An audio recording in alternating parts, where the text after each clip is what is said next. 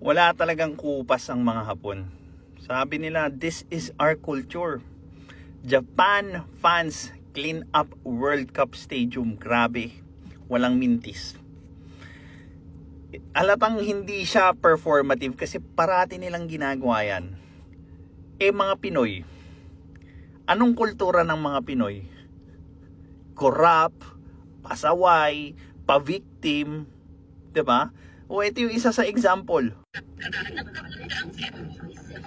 Boo! Perwisyo. Takbo!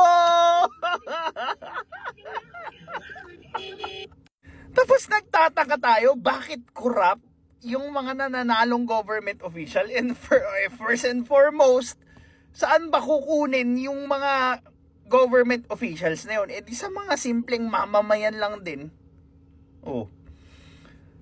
Paano ka magpo-produce ng isang maayos na leader kung mismong pagkukuhanan mo yung mga corrupt din, mga pasaway, mga walang disiplina, mga walang galang, mga walang modo, 'di ba? Mga corrupt.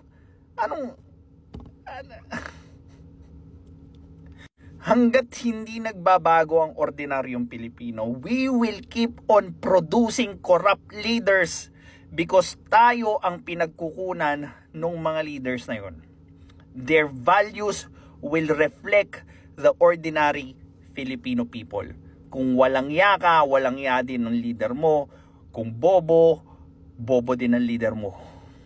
Ganun lang kasimple yon.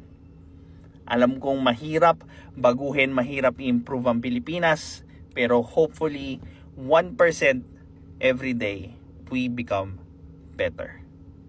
Well, this is Pinoy Extreme. Have a good day. This is Pinoy Extreme.